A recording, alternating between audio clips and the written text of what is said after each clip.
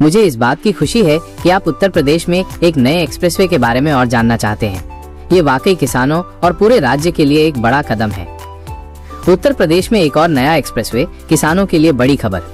उत्तर प्रदेश में सड़क संपर्क कनेक्टिविटी बढ़ाने पर लगातार काम हो रहा है। पूर्वांचल एक्सप्रेसवे, गंगा एक्सप्रेसवे और बुंदेलखंड एक्सप्रेसवे के बाद अब सरकार एक और नया एक्सप्रेसवे बनाने की तैयारी में है। इस नए एक्सप्रेसवे का मकसद राज्य के पूर्वी और मध्य हिस्सों को सीधे राजधानी लखनऊ और दूसरे बड़े शहरों से जोड़ना है। इस प्रोजेक्ट का सबसे बड़ा फायदा उन 54 गांवों के किसानों को मिलेगा जिनकी जमीन एक्सप्रेसवे के लिए ली जाएगी। सरकार इन किसानों को उनकी जमीन के बदले में अच्छा खासा मुआवजा देगी।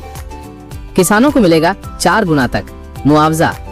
जमीन अधिग्रहण की प्रक्रिया शुरू होते ही सरकार किसानों को बाजार दर मार्केट रेट से 2 से 4 गुना तक ज्यादा मुआवजा देगी। इसका मतलब है कि जिन किसानों के पास ज्यादा जमीन है उन्हें लाखों रुपए मिल सकते हैं।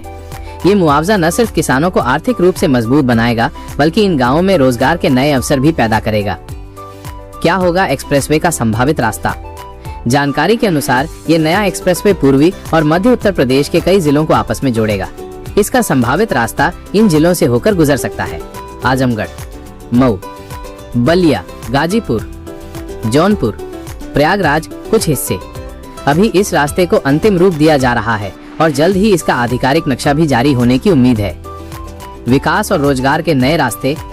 ये एक्सप्रेसवे सिर्फ एक सड़क नहीं होगा बल्कि ये विकास की एक नई रेखा साबित होगा। इससे ट्रैफिक तो कम होगा ही, साथ ही गाँव में व्यापार और पर्यटन को भी बढ़ावा मिलेगा।